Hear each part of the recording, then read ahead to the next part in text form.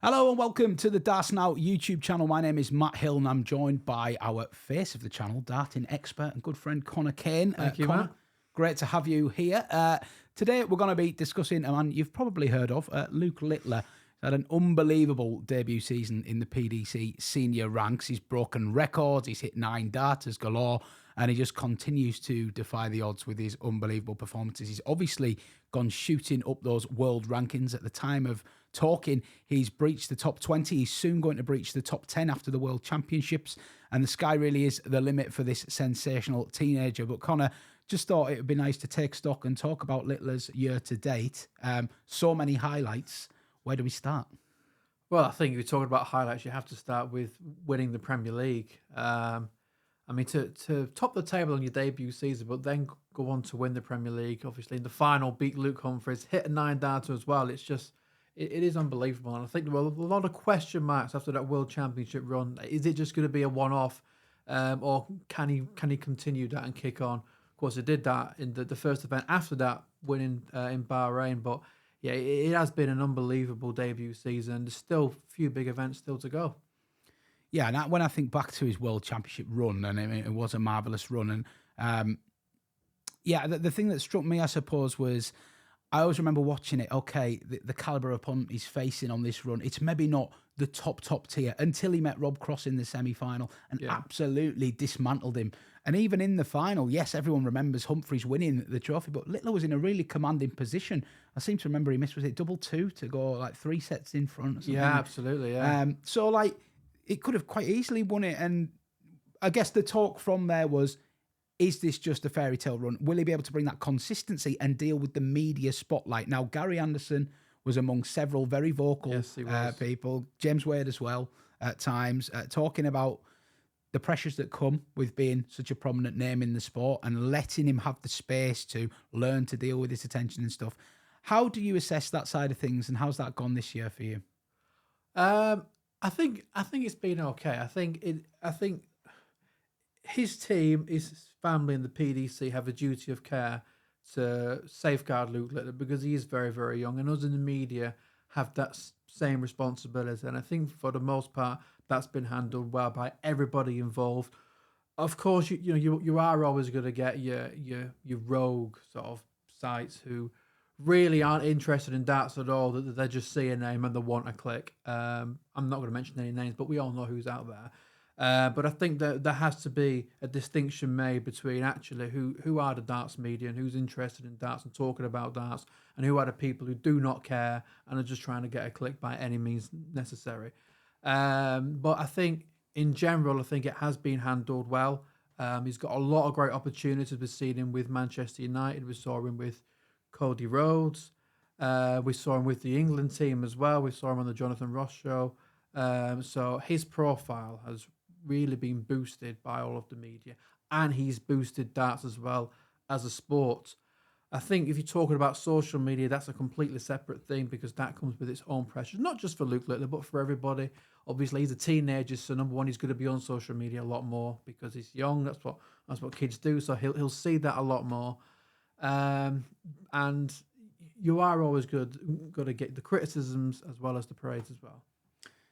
Yeah, it's been interesting to watch how he's handled it as well, because he's a very cool, calm persona, isn't he? For a young guy, he just seems to take everything in his stride. Nothing seems to really rattle him. But I'm sure deep down underneath, when he reads some of these headlines that are written about him by those outlets, as you kind of reference, it must hurt him. And I think that's right, where you say the good team around him coming in and the way they've handled that. He's not really had any kind of big blow-ups or where we've seen it. But I do see these stories, and again, we're talking about these certain media outlets where they're questioning every loss he suffers. I saw one recently when he lost to Andrew Gilding. Littler loses again, in capital letters, to a butcher, a former butcher, not the UK Open champion.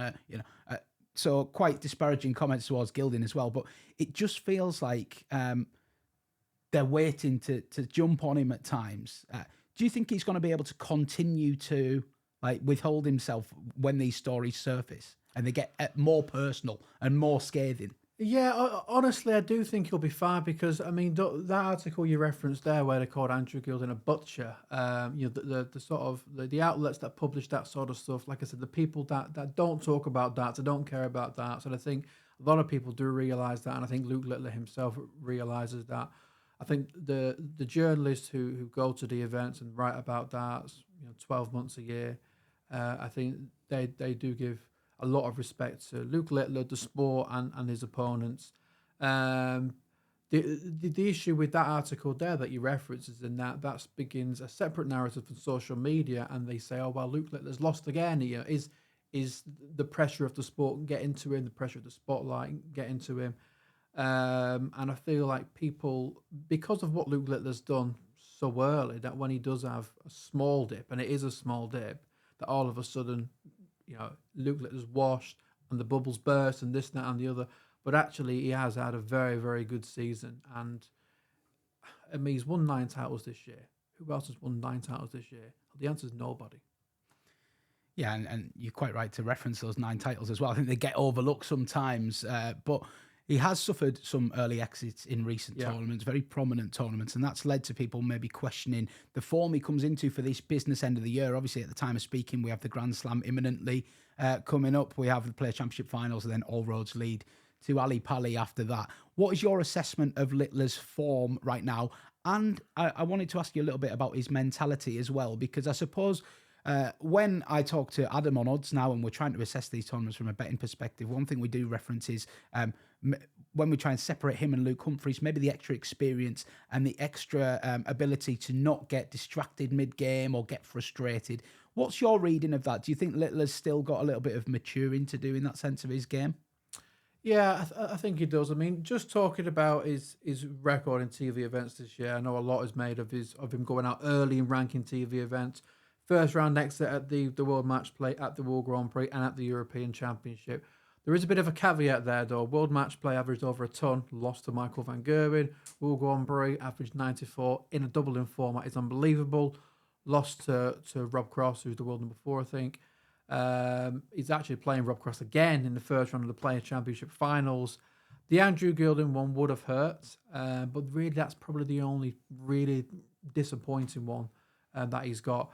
In terms of whether he's still got to mature, I think he does. Yeah, I think there are moments in games where he really is under it, even if he's playing well, where he'll start shaking his head and he'll be it'll be going for routes that probably shouldn't be going through. I mean, at 87, he goes treble 19, 30. It's not good because you cut inside. But I mean, that's his way, and that's fine. He's an excellent dart player. He's going to hit it probably more often than he's not. But I do think I think back to an event in the Czech Republic, the Czech Darts Open, where he had an unbelievable tournament. Michael van Gogh averaged 112 against him, got one leg. And he was Obscene numbers, really. it was upset. It's absolutely filthy. It shouldn't be allowed. It should be illegal. And then he played Luke Humphries after that, and he was unbelievable against Luke Humphries. But Luke Humphries was just that bit better, and his head was shaking. And I feel like then if he hears one thing in the crowd, he can show his frustration towards the crowd, which wouldn't happen if he's winning. But listen, he's a teenager. That's always going to happen. Luke Humphries used to be the same. He would get visibly frustrated. Michael Smith, probably a big one for that.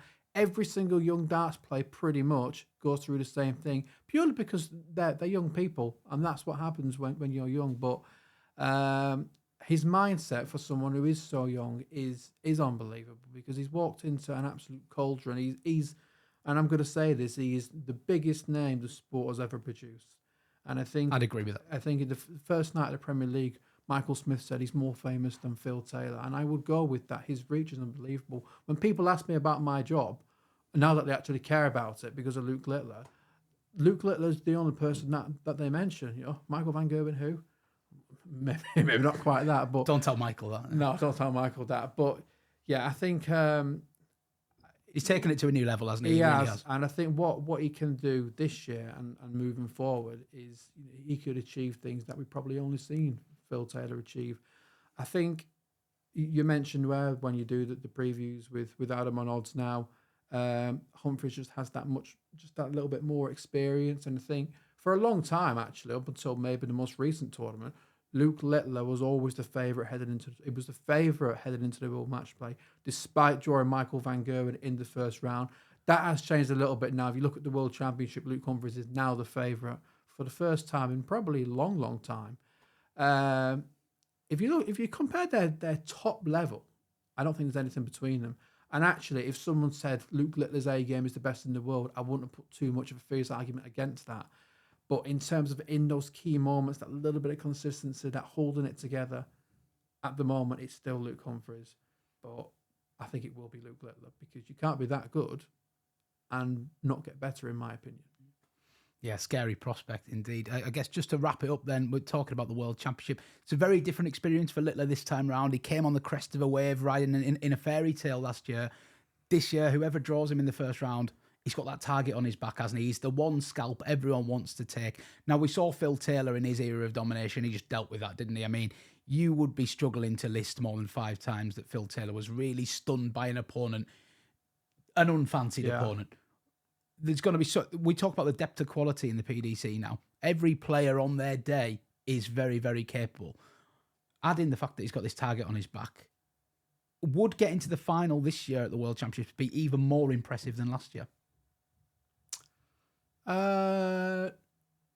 No. I don't think last year will be top just because he was unknown. And I mean, I think it all depends on the route as well. I mean, like you said, last year he did have a route where sort of the big names were falling before he got to them. Although saying that, if you look at the numbers, he would have beat them anyway.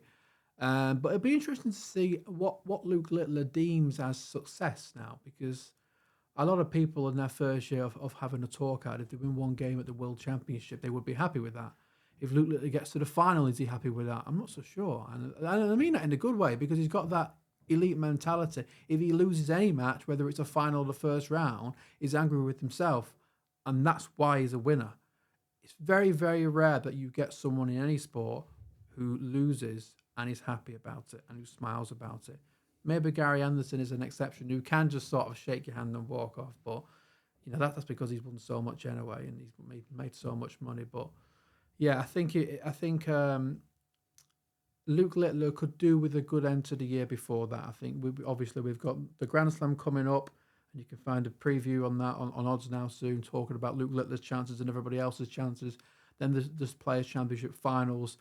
I think he will be thinking a little bit about his first round exits in those 3 tournaments that I mentioned. But I mean, this is slightly different in the Worlds because he will be entering as a seed.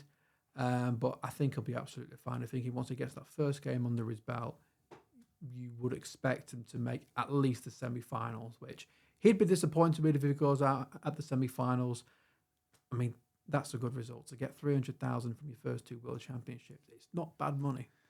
Not bad money if you can make it, is it? Well, plenty more darts chat to come over the coming weeks as all roads lead to Ali Pali now, don't they? So make sure you subscribe to Darts Now for all the latest darts news and opinion. We'll see you again very soon.